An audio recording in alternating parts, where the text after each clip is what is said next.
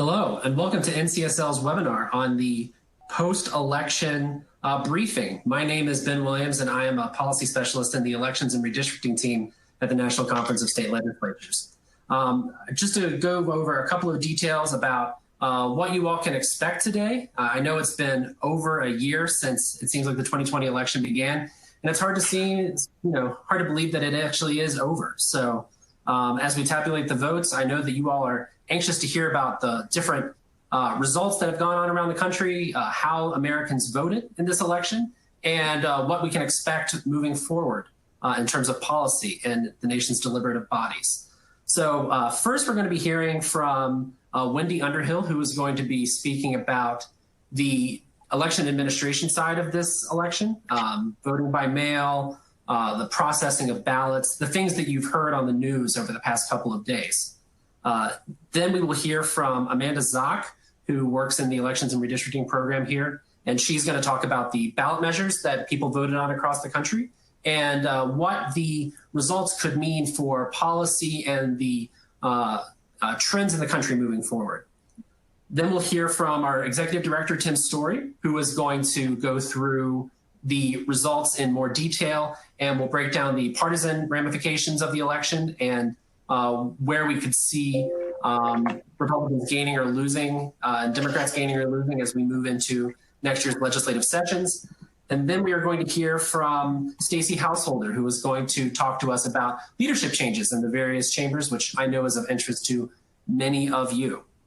So before we dive into that, though, I need to go over a couple of administrative details about this platform. This platform is designed for information engagement. And so even though we can't see you, you can speak to us through the audience chat, which is in the bottom left-hand corner of your screen. If you click on that, type in a question at any point throughout the conversation. We do have Q&A time reserved at the end to field any of those, but if there's something that is particularly important or particularly clarifying, we might get to that in the middle of the conversation. Additionally, this platform is optimized for use in Google Chrome. And so if any of you have any issues and you're using a different web browser, I recommend logging back out and then logging in through Google Chrome. And if you have any additional tech issues that aren't resolved, feel free to either put them in the audience chat and someone at NCSL can direct you to the appropriate person, or you can email registration@ncsl.org and someone from our registration team can assist you.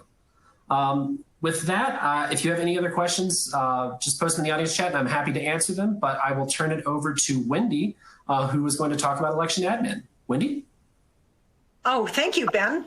I hate to start a presentation with a cliche, but that's exactly what I'm going to do today. And that is that this has been a year like no other. And I'm not talking about the pandemic, and I'm not even talking about politics, which we'll hear more about. I'm talking about how America votes, how we run our elections. For one thing, this is the first time ever that the media has shown more interest in how we run elections than in the horse race. That's never happened before. Only in the last few days, it felt to me like the media coverage shifted.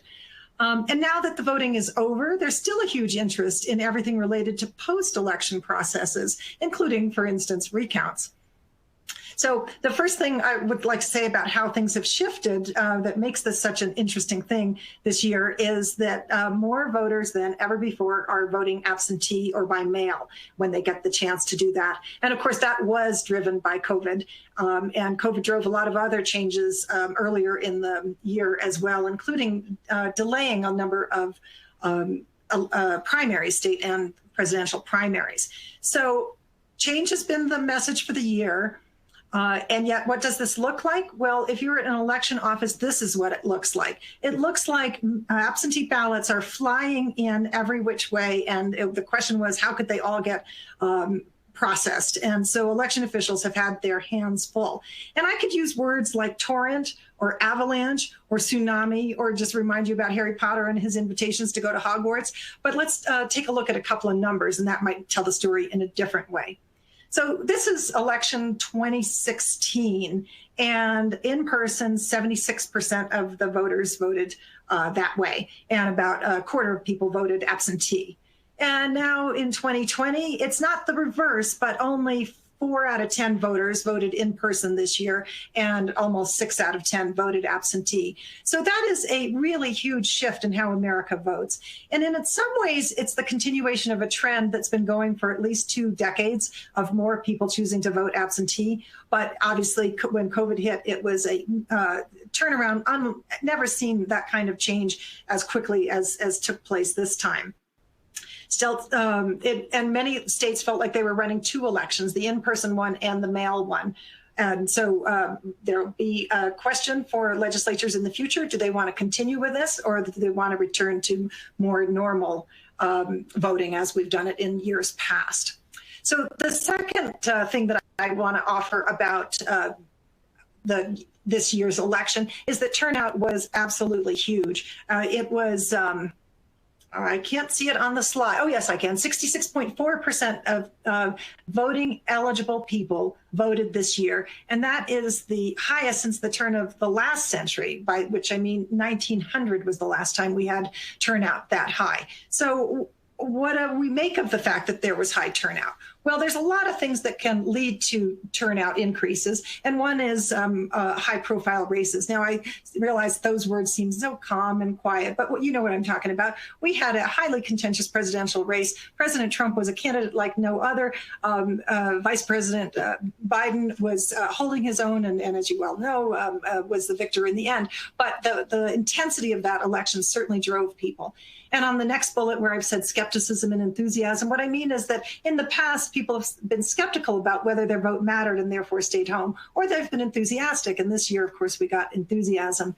And get out the vote efforts really do matter. And I would say that both the Democrats and the Republicans did everything they possibly could to find every voter under every rock in every nook and cranny of the nation. But you know who else did was that corporate America made some efforts on this. They provided voter information in many different places. And some of our foundation sponsors, in fact, have participated in those voter information, get out the vote type efforts. So I really appreciate the work that's been done on that. And oh yes, election policy choices can have some effect too, but not necessarily as much as one might imagine.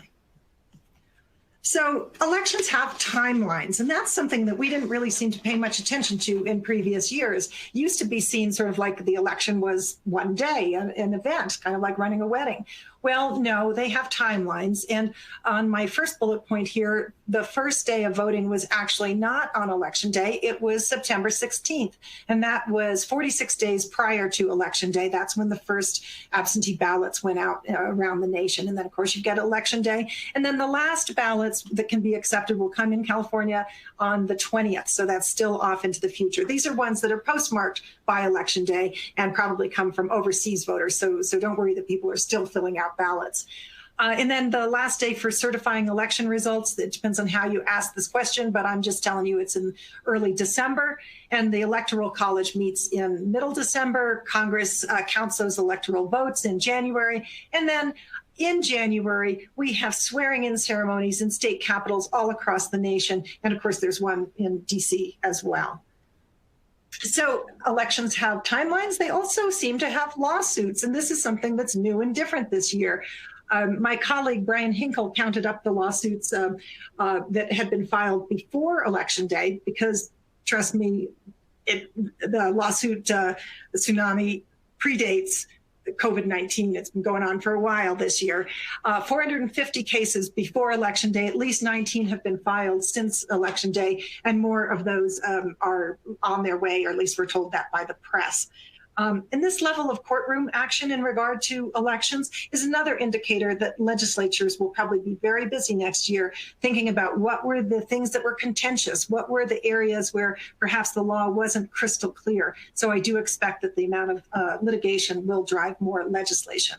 Litigation drives legislation. Yeah, that's right.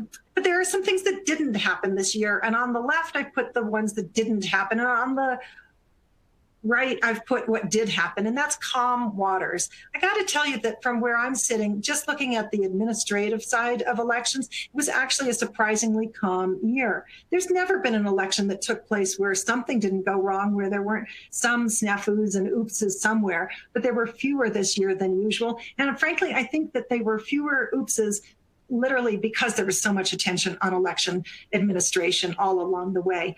And those bad things on the left, let's not talk about them too much, but we do know that states have been preparing for emergencies. And this is another place where we could see some attention in the coming year. Are the emergency processes in each state satisfactory for the many different kinds of things that could hit? And just because they didn't hit this year doesn't mean they won't hit somewhere in the future. So having said that, that went really well, I do want to give kudos where kudos are due. And I do believe that the actions taken by state legislatures in the run up to the general election have been many bills have been passed to change many different parts of the election process.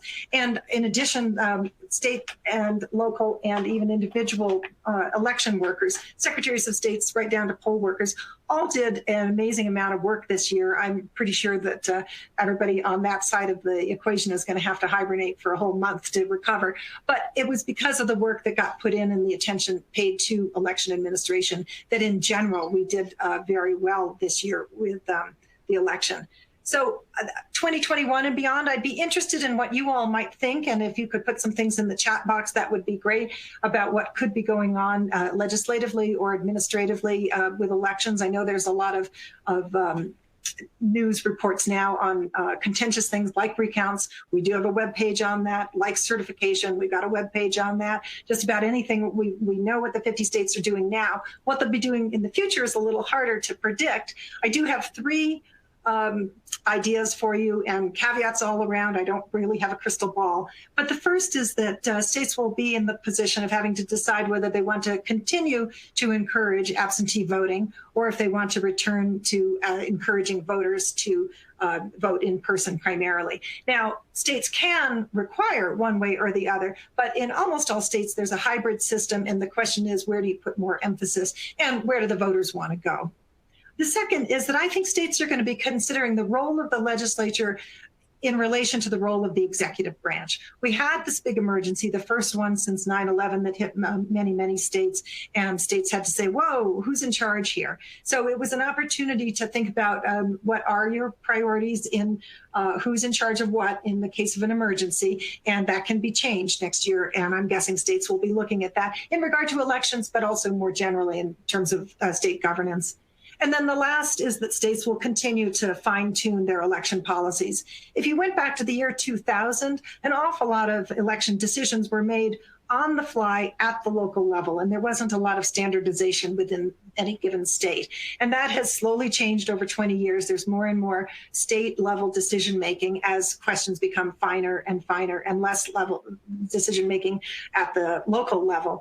And I'm going to guess that states are going to say, hey, we want the same law to apply in the same way throughout the state as we go forward. So those are my thoughts about what's happened on the administrative front. Oh, I forgot I put in a slide to encourage everyone to come to our redistricting seminars.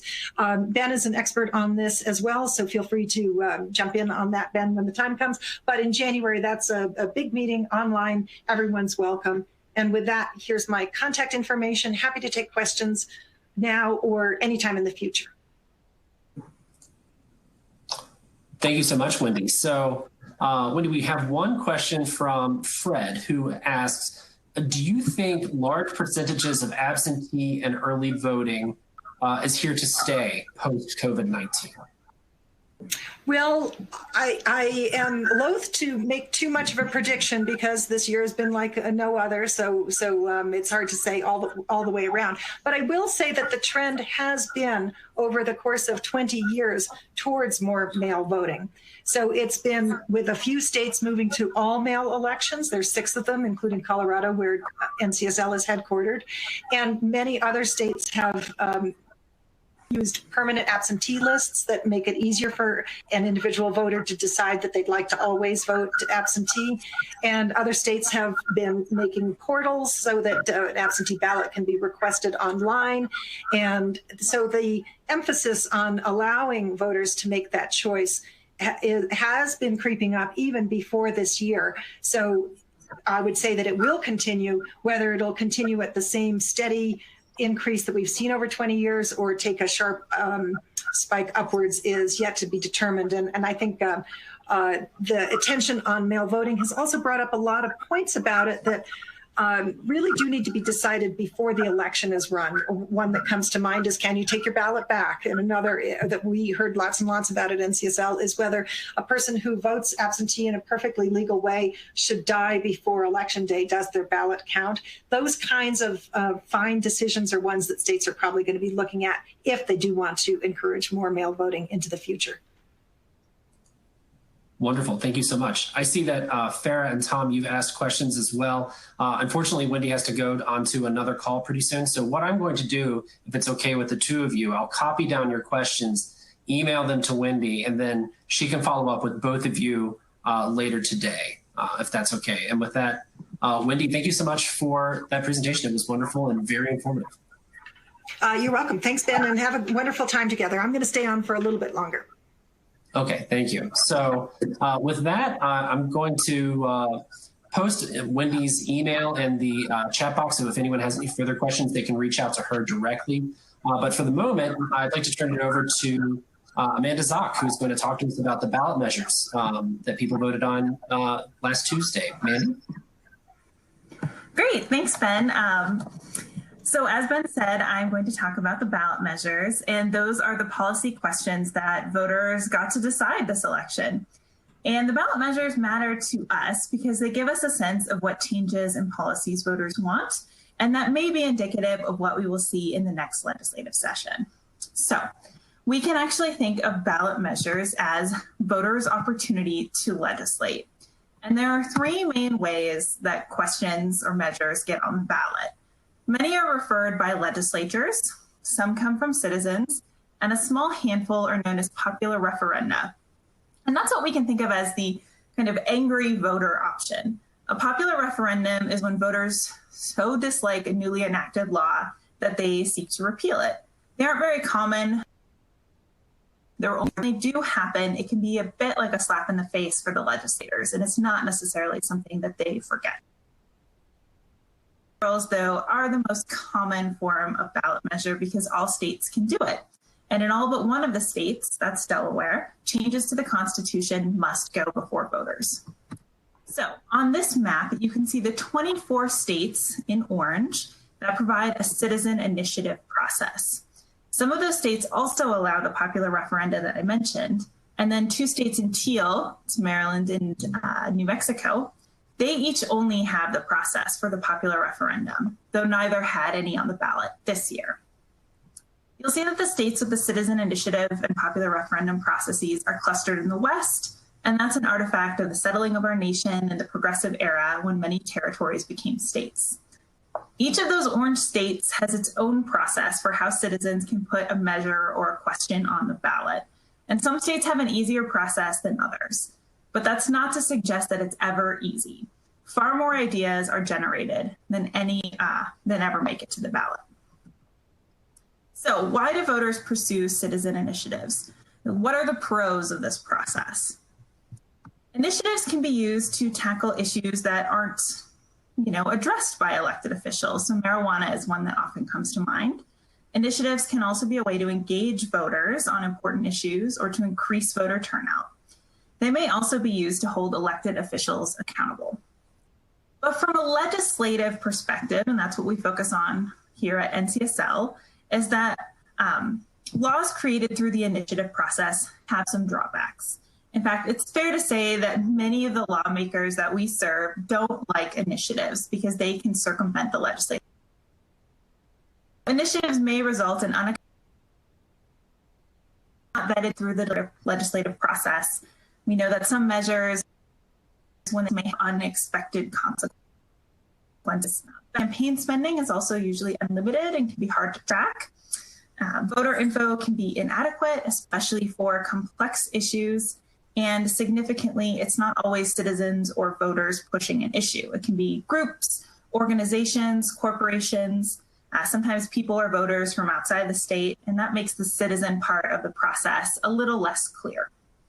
So let's get to November. What did voters see on their ballots? There were 38 citizen initiatives, 77 legislative referrals, and 4 popular referenda for the 2020 general election.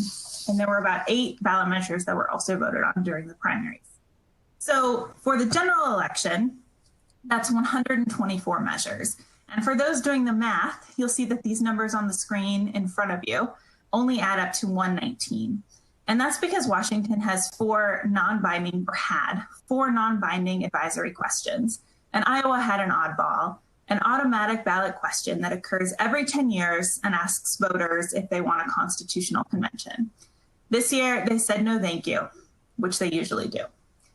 Californians had the longest ballots with 12 questions, and Colorado was a close second with 11. So if there were 124 measures for voters, what passed? Ultimately, voters passed over 2/3 of the measures that they saw. Oh, my slide got messed up. Hold on.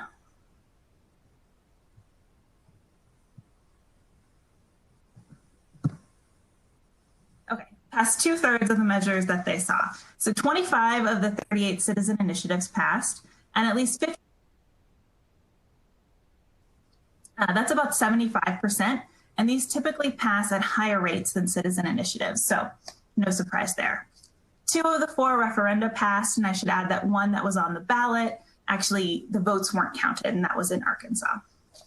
So before moving on to specifics, I want to note that I can't possibly discuss every single ballot measure. Instead, I'm going to highlight the trends, hot topics, and just anything that stuck out to me as particularly unique or interesting. And I'm also not an expert on each of these topics, but NCSL as a whole does have an expert. And so if you have questions and I can't answer them, I can certainly put you in touch with someone who can. So what were the headlines this year? Marijuana was big. There were 8 measures across 5 states, and every single one of them passed. Green means that the measure passed. So if the state is green, that state's measure passed. Later on, you'll see some states in red, and those are measures that failed. So you can see that Mississippi and South Dakota both legalized medical marijuana, and then Arizona, Montana, New Jersey, and South Dakota all legalized recreational or adult use marijuana. And so that's a big deal for South Dakota, especially going from no legal marijuana to both medical and recreational. These were all citizen initiatives except for the New Jersey measure, and that one came from the legislature. As I said, all of the marijuana measures passed, but so did all of the other drug legalization or decriminalization measures. And 2020 was the first time that psilocybin, or magic mushrooms, was the subject of a statewide initiative. Though a few cities have decriminalized it through ballot measures, no state had. So voters in DC chose to decriminalize the substance, and then in Oregon, voters passed a citizen initiative legalizing psilocybin, and it's the first state in the nation to do so. Oregon voters also passed a measure decriminalizing small amounts of other drugs, such as cocaine and heroin. And that same measure creates a drug addiction treatment and recovery program, which will be funded in part by the state's prison savings. This year, and that's perhaps appropriate as we continue to all weather this pandemic together. One of the main trends within health was cigarette, nicotine, tobacco taxes, and Colorado and Oregon both passed those. And then in Oklahoma, voters rejected a measure that would have reallocated money from the state's Tobacco Settlement Endowment Trust Fund to help fund the state's Medicaid program. And I should add that the Medicaid program was actually expanded through a ballot measure during the primaries. Some other health-related measures include abortion, which was split for voters. In Colorado, voters rejected abortion restrictions, and in Louisiana, voters approved them. Paid family and medical leave insurance was approved on the ballot for the first time ever in Colorado. So previous programs across the country were all created throughout the legislature. And then sex ed also made its debut on the ballot this year. Earlier in the year, the Washington legislature had passed a bill requiring public schools to provide comprehensive sex education for all students. Some voters did not like the bill. It's the angry voter option that I was talking about earlier. So they got it onto the ballot for voter approval, and that's essentially a check on the legislature's power. Ultimately, though, Washington voters decided to stick with the legislature's decision and keep the sex ed policy.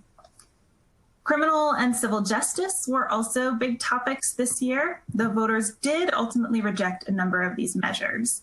So in California, voters rejected stricter role in sentencing guidelines and policies, and they also stopped the legislature's plan to replace cash bail with pretrial risk assessments. In Kentucky, voters may have had deja vu as they weighed in on Marsy's Law, and that's also known as the Crime Victims' Bill of Rights. They did so for a second time. So voters had passed the measure in Kentucky in 2018, but issues with the ballot language meant that the measure was overturned. Supporters got a second chance this year, and voters approved it again. And then both Nebraska and Utah decided to remove slavery as a punishment from their state constitutions. A few other notable measures. In Michigan, voters okayed a measure that would require search warrants for electronic data. And then in Oklahoma, voters failed a measure that would have prohibited the use of a convicted person's former felony convictions to calculate future punishments. So gun rights and regulations were on the ballot this year, and I'd like to note my excellent image. It's the most popular gun in America, the water gun, and also the only gun icon I could find in the PowerPoint archives. In Alabama, voters approved 2 measures that will allow stand your ground rights to apply to churches in 2 different counties. A measure in Montana seeks to remove local government's authority to regulate firearms, including concealed carry laws. And this one's still uncalled. It's very close, but it looks like supporters might eke out a win. And so I've left it gray to kind of convey the undecided nature of it. And then in Utah, voters decided to enshrine hunting and fishing as rights in the state's constitution. So now we are at my favorite policy area, if I can reveal some bias, and that's elections. So one of the biggest trends this year was that 3 states all passed measures revising their constitutions from saying that every citizen can vote to only a citizen can vote. Of course, citizenship is already a requirement for voting, and these changes may seem more symbolic than anything else. They functioned a bit as get out the vote measures. They'll add that in Colorado, at least, the approval of this measure may mean that 17-year-olds can no longer vote in the primaries if they will be 18 at the time of the next general. Other election reform efforts fared less well on the ballot. So ranked choice voting, which is being used in a presidential election for the first time in Maine, that failed in Massachusetts. It's also on the ballot in Alaska. We're waiting to see how that one kind of shakes out. So Alaska is still finishing counting, and that initiative would also establish a top 4 primary. Some other notable election measures include Californians opting to extend voting rights to people on parole and rejecting a measure to allow 17-year-olds to vote in primaries. And I think those 2 measures together is just a good reminder that the measures that voters pass don't necessarily represent a cohesive agenda. Coloradoans approved the legislature's decision to join the National Popular Vote Interstate Compact, which means that once enough states join the compact, the state commits to giving its electoral votes to the winner of the popular vote. As it stands, 15 states and DC have joined the National Popular Vote Interstate Compact, and that means that there are 196 electoral votes involved. 270, the winning number, are necessary for it to go into effect. And then in Florida, voters said no to open primaries and the top two primary system. So related to elections, of course, is redistricting, and that's right around the corner, as you all know. Voters in these 3 states all passed measures asking their states to make some changes. So the New Jersey measure will postpone the Garden State's legislative redistricting process. In Missouri, the ballot measure was actually a response to one passed in 2018. It will return the state's redistricting process to a bipartisan commission and eliminate the nonpartisan state demographer. And then Virginia's measure is the one that has gotten the most attention, and it will transfer the power for redistricting from the legislature to a commission. Taxes, I'm sure it's no surprise, they are always a popular topic when it comes to ballot measures, and part of that is because some states also require tax issues to go to voters. So several this year sought to increase revenue. In Alaska, voters weighed in on a tax increase on oil and gas production. Again, we're still waiting the results there. In Arizona, voters approved increasing income taxes on individual incomes over $250,000, and the revenue from that will go toward teacher salaries in schools. In Arkansas, voters approved a continuation of the current sales tax that funds the state's highway system. In California, Prop 15, which has also gotten a lot of attention, would require all commercial and industrial real estate properties to be assessed at their full market value rather than their purchase price. And that additional revenue would go to schools and local governments. It's not called yet, but it looks to be failing. And then in Colorado, voters approved the repeal of the Gallagher Amendment, which set property tax assessment rates in the state constitution. And this decision will prevent future cuts to property taxes and stabilize revenue for schools and local governments. But of course, there are just as many measures, it seems, to limit revenue as there are to raise it or to kind of decrease taxes. So in Colorado, for example, voters approved an income tax reduction and a measure requiring voter approval on all new fee-based state enterprises. One area, though, where voters seem to come to agreement, and it tends to receive overwhelming support, is tax deductions and exemptions for veterans and sometimes their spouses. So no different this year. Measures in 3 states, Florida, New Jersey, and Virginia, all passed with large margins. In fact, the measure in Florida passed with about 90% of the vote. So some issues like taxes are always on the ballot, but some issues were new this year. I mentioned psilocybin earlier, and then another emerging issue this year has been technology.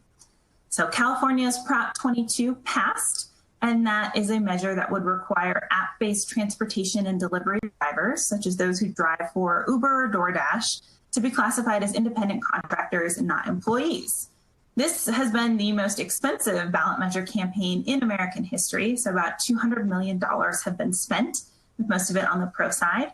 And I'll add that this is an instance where the citizen part of the citizen initiative process has kind of gotten maybe a little lost. Most of the spending hasn't been from individual citizens, but from companies like Uber, Lyft, and DoorDash. In Massachusetts, voters passed a measure requiring vehicle manufacturers to use a standardized open data platform. And that's so both drivers and independent repair technicians can access the mechanical data and diagnostics for the vehicle. And then one measure I mentioned earlier could also be on this slide, and that's the Michigan measure that would require search warrant to access electronic data. It would certainly fit here in this category as well. So I don't have a crystal ball, but I bet we'll see tech on the ballot more and more as time goes by. And then speaking of betting, it's no surprise that gambling and lotteries are on the ballot. They often are, and this year they all passed. So Maryland and South Dakota both passed measures on sports betting, expanding it. And then in Nebraska, voters approved 3 measures that are all related to gambling at racetracks. In Colorado, voters approved a change to gaming types and bet limits in certain local jurisdictions. So I've already said that I can't talk about all of the different ballot measures.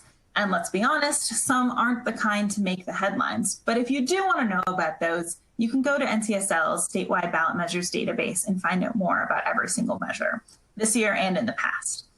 But in the spirit of not being boring, I wanted to end with a couple other notable measures. So voters in Arkansas, Florida, and North Dakota all rejected efforts to make the citizen initiative or direct democracy process more challenging.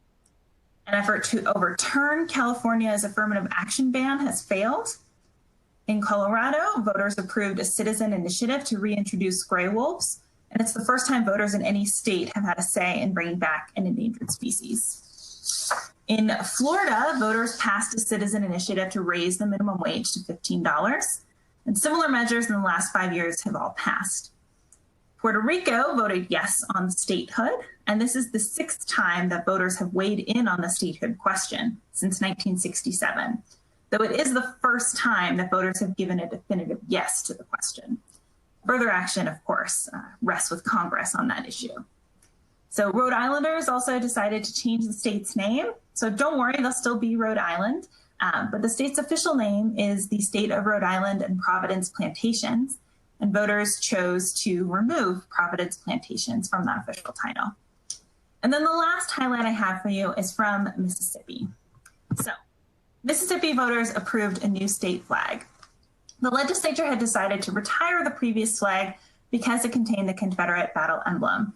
And the new flag, as you can see, features the state flower, just the magnolia, and it's already flying in different locations around the state. So as I mentioned, you can find more information about this measure, any of the measures on NCSL's ballot measure database. And then if you have questions for me, please feel free to follow up later in this presentation or by email. Thanks.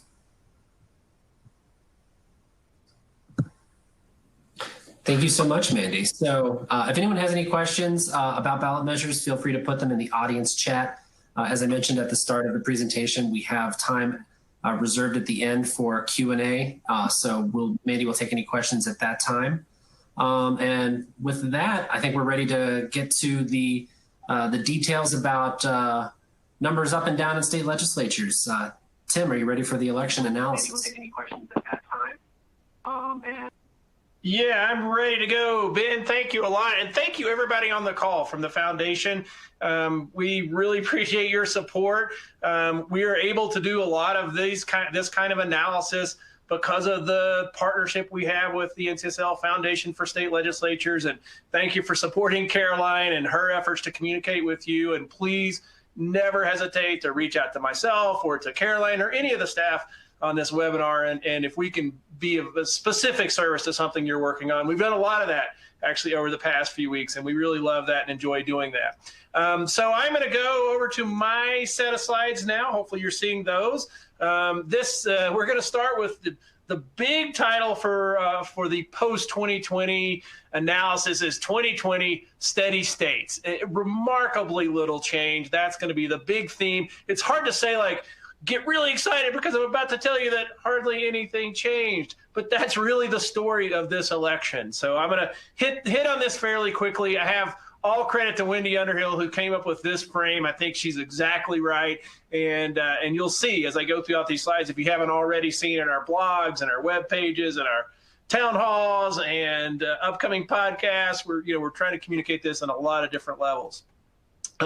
Of course, every 2 years, big election year in the states. And in some ways, this was the big legislative election year, partly because of redistricting on the horizon, probably because there were so few governor's races. There were only 11 governor's races. And as you'll see in a minute, only one of those changed party hands. So this was the big, if anything was going to happen on the partisan landscape at the state level, it was going to happen in state legislatures. Republicans entered the election still with the upper hand in terms of the partisan control across the country. 29 Republican legislatures, 19 Democratic legislatures, and only one, Minnesota, divided. And that was a place where I think Democrats were most optimistic. Republicans in some ways had almost sort of conceded that they were going to lose the Minnesota Senate.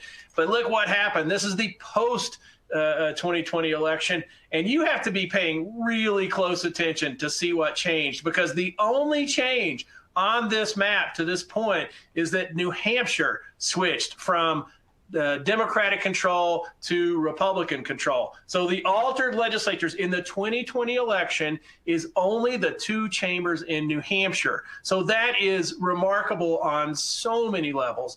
On average, every 2-year election cycle, 12 chambers switch party control. So here you've only got 2 out of 12, and I'm going to bulk that up here in just a second with the next slide. And it wasn't even a huge surprise. I guess it was a surprise because we really did think that Democrats were playing almost entirely offense, Republicans were almost entirely defense. And yet, at the end of the day, it's the Republicans who made gains in this election, including these 2 chambers in New Hampshire. The New Hampshire House has actually changed party control in 6 of the past 8 elections. It's now officially the most competitive and changing legislative chamber in the United States of the 99 legislative chambers, if you count Nebraska as partisan.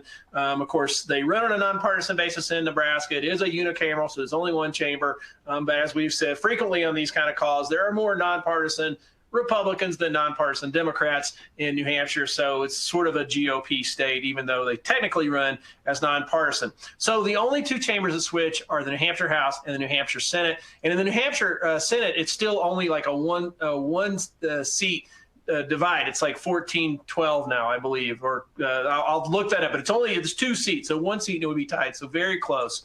I do want to factor in a couple of other things. if you look at sort of altered legislatures 2020 plus, we're going to throw in a couple of things. One is that Virginia, both chambers went from Republican to Democrat in the 2019 elections. And we often look at this in terms of the 2-year election cycle. So if you take into account that Democrats won 2 chambers in 2019, Republicans won 2 chambers in 2020, then you've essentially got a wash. We're at the same point we were 2 years ago. I also want to point out that Alaska is interesting because the Alaska House is unique in that for the past 2 years, they've had an independent as the Speaker of the House, former Democrat who changed his party affiliation to independent because he led a coalition of Democrats and a relatively small number of Republicans who allied with the Democrats, even though there was a majority on paper of Republicans. So we show that for our historic purposes as a Republican chamber, even though it was coalition led by this independent speaker. Republicans also successfully have now broken up that coalition through some primary defeats and in some elections, although they're still counting ballots in Alaska, so we can't say anything for sure, but you can almost sort of put this one as a kind of a half win for the Republicans as well. But that's it. I also have Puerto Rico on here. They're still settling results in Puerto Rico, and that could also change hands. I can't go into a lot of detail about that, but sort of keep it on your radar if you do work in Puerto Rico. So here we stand, only 2 chambers switch party control. This was in 2018. You had 7 chambers that switched, all in the Democratic direction. So I didn't even do my teeter-totter slide. If you're a repeat offender on watching these slideshows and see me do some version of this presentation, you'll know that I usually have this sort of teeter-totters going all the way back, to the big giant Republican takeover in 2010, all the way up through the 2018 when Democrats, all the stuff went in their direction. This time, only 2 chambers. So quick talk about the governors. The only governor's race that switched hands was in Montana, where Gianforte, the former member of Congress, won the Montana governor's race. So that now becomes a unified state for the GOP. And then if you sort of factor in that governor's change, you've got, these are the only states that are altered when you take into effect the trifecta. And again, I'm doing this the altered states plus because you pull in the 2019 elections in Kentucky, where Democrats picked up the governor's mansion, and in Virginia, where Democrats picked up the legislature. So now you've got Alaska going to unified Republican, Montana unified Republican, New Hampshire unified Republican, Kentucky's divided with that governor switch, and of course Virginia is all Democratic controlled. And then this is sort of the overall view of trifectas: 24 now for the Republicans, 15 for the Democrats, and 11 are divided. This is the lowest number of divided states since 1952. So we are, again, moving in this direction where states are either unified control of Republicans or unified control of Democrats. Go back to that legislature map. Only 1 divided state, Minnesota. Senate controlled by Republicans, House controlled by the Democrats. Also, thanks to Ben, who tracks the supermajorities, you can see that there are 4 states where the legislature has a supermajority and could override the governor. Of course, in Kansas and Kentucky, those are Democratic governors, and the Republican legislature now has a supermajority veto override. And in Delaware, it's the same party. So, the Democrats could override the Delaware Democratic governor. And in Vermont, you've got a Democratic legislature and a Republican governor, and they have a supermajority. Just kind of a few other ways to sort of frame this. We're now seeing a slight uptick, and we still have to sort of, this is the squishiest number here just 1 week out from the election, which is the total number of seats that shifted and the total number of Republicans and Democrats. A lot of races are still in that, because you remember there's 6,000 of these races, so there's still 100 or so that we're trying to sort out. But it appears that Republicans are actually going to net gain somewhere around 150, maybe even more seats. And I'm going to leave that ambiguous because we don't know for sure yet, but it's clearly going to be a net gain for Republicans. Touch a little bit more on that in just a second. So you're going to see a slight uptick in the total percentage of seats held by the Republicans. Still not a huge advantage. It's around like 54 to 46 now in terms of overall percentages, maybe 54 and some, 54.5 for the GOP. And this, of course, moves in tandem because almost all legislative seats are held by either Republicans or Democrats, very few third-party seats. It's also kind of another way to look at that. This is the total legislatures held back to 1900. And you see the Republicans are up here at 30 legislatures held, no change. Again, we've got no change in this election, in the 2-year election cycle, because this pulls in the Virginia change. So, and I don't think, Ben and I were looking at this. This hasn't happened. If you look back into time, where there's all 3 of these had no change in a 2-year span. I think maybe all the way back until the as far back as this data goes. So this is sort of a remarkable situation where this did not change in this entire 2-year election cycle. So this is how the president fares. And right now, if you go to the far right-hand bottom corner, you see that we're projecting probably Republicans gaining about 150, maybe more seats in state legislatures, about the same number that Bill Clinton and the Democrats lost when Clinton was elected for the first time in 1992. And of course, you got to go all the way back to 1960 when JFK gets elected and Democrats lose around 300 seats net in state legislature. So this was a unique set of circumstances where Democrats win the top of the ticket, but did not fare quite as well down at the legislative and state level. Just a few more things. I'm not going to talk about new state leadership because Stacey's going to cover that, but a lot of changes there, some surprises that some leaders lost, and Stacey's going to cover that. So that's just a teaser for the segment that comes after mine. We are going to talk a little bit about reapportionment. What's interesting about this is that hopefully the errors will show. I hope you're seeing that. These are the states. The blue states are the states projected to lose seats in the U.S. House. The yellow states are the states projected to gain states in the U.S. House. So we have essentially now set the partisan table is set for this round of redistricting, and there's going to be a lot of discussion about that coming up, as I'm sure most of you know, and it is going to consume a lot of the sessions, which is really fascinating in and of itself, because these sessions that start in January will be unlike, there go the lines, will be unlike anything that we've ever seen before because of COVID. We're hearing about all kinds of steps that states are taking, including moving, committees and floor sessions to online in a handful of states, all kinds of restrictions on who can get in and out of the Capitol, and of course, plexiglass barriers. So the sessions are going to be tough. I think it's going to force legislatures to narrow the scope of what they would normally work on in the course of sessions right after an election. And one of the things they have to be taking care of is redistricting. In some cases, that has to happen in this first session that starts in January in most states.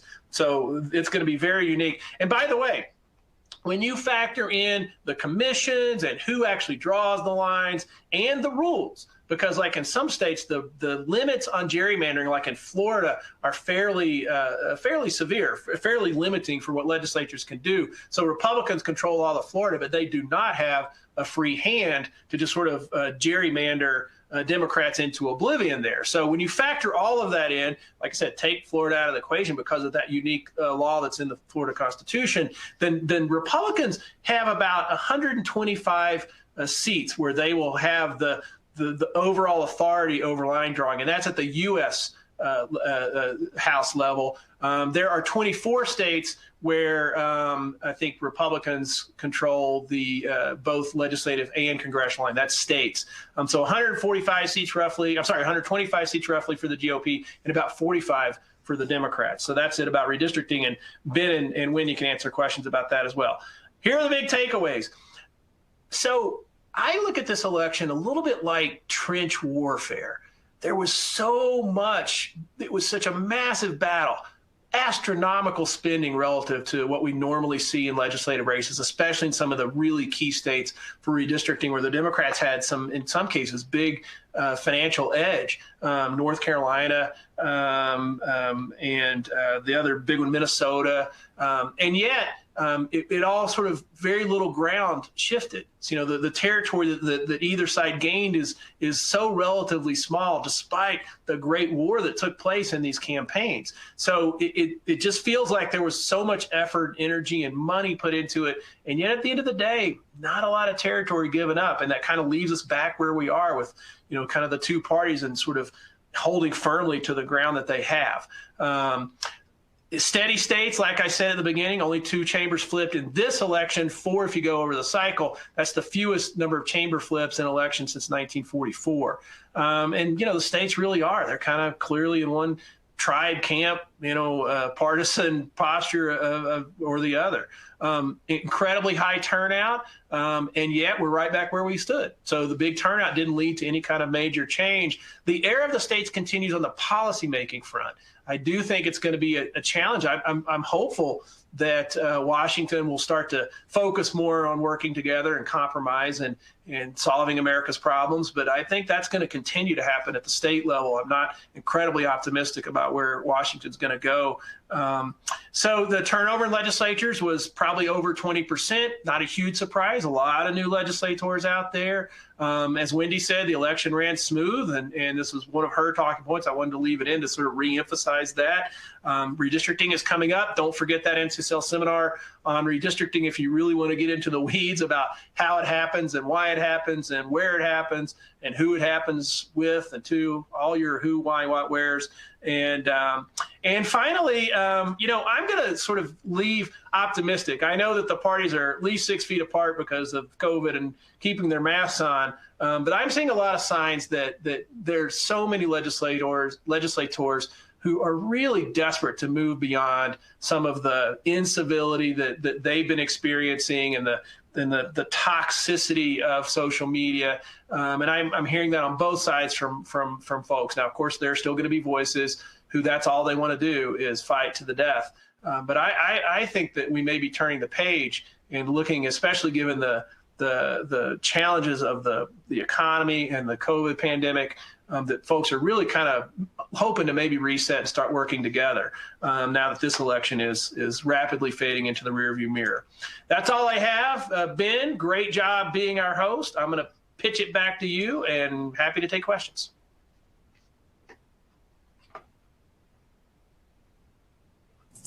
Sorry, Tim, just needed to unmute. Thank you so much. If anyone has any questions for Tim, throw them in the audience chat. It's looking like we are going to have ample time for Q&A. So drop them in there and we will do all of it at once after our next speaker, last but not least. Stacey Householder is going to speak with us about the leadership changes that we can expect in state legislatures. Stacey? Good afternoon, everyone. Thanks so much, everyone in the foundation, for joining us. I'm going to reiterate a lot of what Tim said, that among the leaders, there is actually not a lot of change. And the change that we do see is much of their own volition or because of their state's term limit laws. So let's jump right in. There will be 27 new top leaders. And when I say top leaders, I'm referring to the speakers of the House or the Senate leader. In most cases, that title is the Senate president, but in a few states, it's the pro tem or the Senate majority leader that serves as the top leader in the Senate chamber there. So looking at a little over a quarter, that's 27 out of 99 top leaders that exist across the country. And I have an asterisk next to that number, and that is because this doesn't take into account any potential challenges to sitting leaders. So leaders may have won their election, they may be in their caucus, and they could very potentially have a challenger from their own caucus that would like to take that leadership position. So this 27 are ones that we know for sure that will be turned over. And that breakdown is in the blue numbers that you see on your screen. 4 of the top leaders across the country lost their primaries earlier this year. They were all on the Senate side, and that is the Alaska Senate, the West Virginia Senate, the New Mexico Senate, and the Delaware Senate. All of those top leaders lost their primaries, and because of that, there will be a new top leader taking their place. 2 sitting leaders lost their election just last Tuesday. That is Vermont Speaker Mitzi Johnson and Rhode Island Speaker Nicholas Mattiello. Both of them lost, although Mitzi Johnson's is going to a recount. She was behind by 18 votes, and she is requesting a recount on that, although it's somewhat unlikely that that will be overturned on the recount, but we're watching that closely as well. As Tim mentioned, we have 2 chamber flips. The New Hampshire House and the New Hampshire Senate will both see new leadership changes there. And then 19 out of the 27, as I said, either stepped down and retired. They decided it was time to hang their shoes up and leave their legislative legacy and head on out to greener pastures. And 9 were term limited out. So that is what makes up our 27 new leaders. And again, that doesn't necessarily account for any challenges that we might see, which I'll talk about a little bit more. I also want to mention that the total leadership picture, this is the top leadership picture. Let's talk about the total leadership picture a bit. We have 368 leaders, and that's how NCSL defines speakers, Senate presidents, pro tems, majority and minority leaders. So if you take those 5 positions in the House and the Senate chambers, we count that as 368 leadership positions. At least 78, and likely more than that, but at least 78 of those positions will be changing hands, again, due to many circumstances. Some stepped down, many were term limited, and a few lost their election as well. 38 of those 78 plus have already been chosen. So within the last 5 days, those caucuses have met and they have chosen new majority leaders, they've chosen new minority leaders, new pro tems, and then of course, some have chosen new top leaders already as well. Here is a map to help you visualize this a bit more. The orange states are where we will see both leaders of both chambers flip. So we'll see a new Speaker of the House and we'll see a new Senate leader as well. The blue states are where at least one leader will change, whether it's in the Senate or the House. They will have one new leader in one of those positions. And then I want to point out a couple of states that are interesting to watch. I have Alaska on here as both leaders changing. Of course, we know that that'll be true in the Senate because the Senate leader lost her primary earlier this year, but it's also quite possibly true in the House.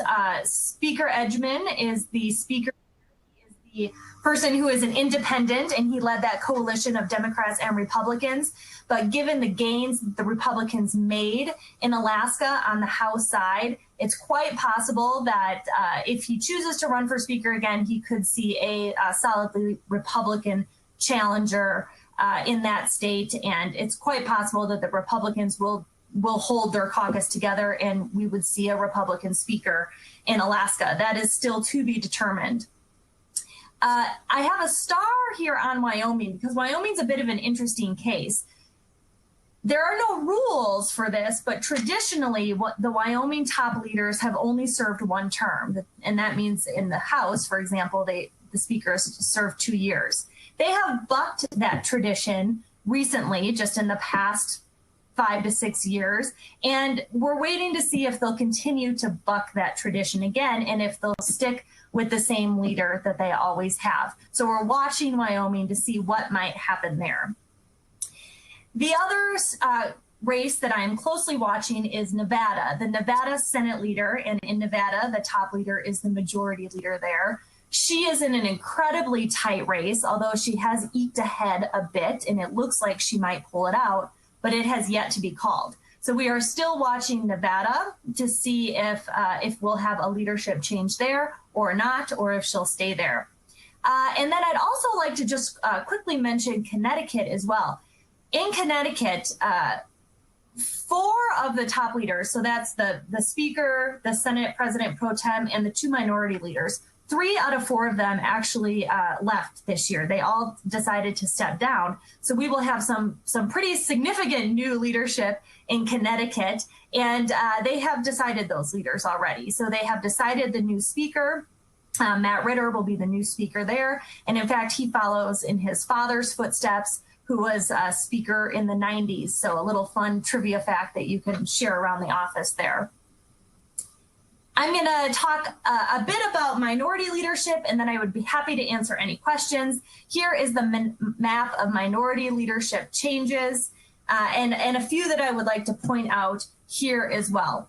I have the maybe categories for both Alaska and Pennsylvania. I think we're seeing a good theme on Alaska here. But again, if the Republicans hold their caucus together in the Alaska House, they will not have the minority leader position. Again, a different person will take that because they will be in the majority. And then Pennsylvania, we are watching the House minority leader's race quite closely. He currently is trailing and has held that seat for quite a long time. So that would be an upset. He's also been minority leader for a bit of time.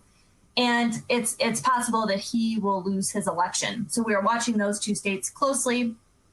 The other ones we saw in, I don't know if you can quite call it a red wave, but we did see some Democratic minority leaders lose. And I'd point those out. In Georgia, the Democratic minority leader in the House lost his race. In Kansas, the Democratic Senate majority leader lost his race. And then in Maine, this is a change. In Maine, the Republican minority leader in the Senate lost his race as well. We see some minority leaders who are not running for their minority leadership seat again. That's in Arizona, the Arizona House. The current minority leader has decided to step down from her leadership role, and she will be supporting another candidate. In Colorado, in the House, the Republican minority leader in the House has decided not to run again. The Republican Senate leader in Illinois has decided not to run again for his leadership position. And actually, just yesterday, a couple days ago, in Indiana, the Senate minority caucus really shook up their leadership. And they ousted their existing minority leader and instituted someone new. So there is your quick leadership update and what you can expect to see in the states. We will continue to watch leadership changes as the caucuses organize and choose leadership into December. Thank you so much, Stacey. And if anyone has any questions for Stacey about leaders or for anyone else, put them in the chat. I see we got a couple of questions trickling in, but we have plenty of time to answer any questions you all have. So please put them there if they come to you. So first, I'm going to go to you, Tim. We have a question from Abe who asks, to what are you attributing the fact that so many voters split their tickets between president and further down ballot? Well, I'm not entirely sure that there was a big split. You know, I think we need to kind of almost analyze that, because if you look at the places where they changed, I mean, it definitely happened in New Hampshire. That was the place where you had some ticket splitting going on. In fact, Democrats won the federal offices. Jeanne Shaheen won her Senate race going away. Pappas won that congressional race up there, and Biden won. I don't remember the margin, but won. So it's hard to say. There's also some district factors that go into it. Did they run up the tally in some districts versus others, and redistricting comes into play. So we'd have to kind of analyze that. So I guess I'm not entirely sure that there was a ton of ticket splitting. You'd have to. I'm trying to think of different states where the top of the ticket went sort of opposite where the legislature did. And Ben, you might come up with something on that too, because I'm running through the map trying to think of like where would that have happened.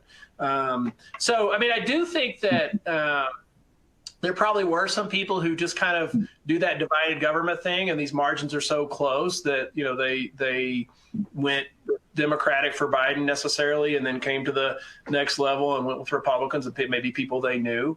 But I think mostly people voted in their tribes, frankly. And hey, Ben, I'm going to take the opportunity to answer a couple of the other questions that I see. One is from Annika about could NCSL put the shape maps up? If you can see me and or Ben smiling, it's because Ben knows that I hate the hexagon maps on our website. They work good in mobile, and we are actually in the process of working on our website to change those maps, because your beloved executive director really doesn't like those hexagon maps. I appreciate why they're important for access to the website and on mobile, but we're working on that. And in fact, we get support from the foundation to do that, to do some of the overhaul on our website. So if Caroline's on here, she knows that it's really because of some of the help we get grants from the NCSL Foundation that we're able to sort of work on this exact issue. So thank you for that. And then I see Raul is asking about initiatives to address the hyperpartisan polarization problems. I think there's an initiative to have an initiative, Raul. NCSL, this is a big deal. The civility issue, of course, we're working with Starting Point about, kind of getting good, fair information out there. That's something we're going to be pursuing. Starting Point's that group that puts up, both sides of issues that Captain America's involved in. So we're working with them. Some more moving forward. Our president, Speaker Voss from Wisconsin, has suggested a couple of things. So I think it is going to be an initiative and would certainly welcome any ideas from this group. And Luke says he hates the hex maps too. I think there was one other thing. How does overall leadership changes compare to past election years? That's for Stacy.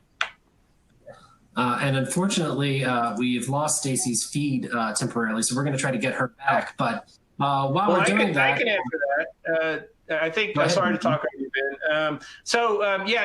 It's kind of similar. Frankly, it's not extraordinary. You typically see, more than 20 top leaders turn over in any given election cycle. That's usually driven by party control changes more so than anything. Of course, that's not part of the equation. So I suspect we're lower than normal, but still kind of in that range of what would happen in terms of leaders. The big surprises were the losses. The primary losses, and then of course Mattiello and Mitzi losing in the on election night. So that kind of in a way offset where the parties lose control. Although that does happen on occasion, but it felt like there were more of those this year.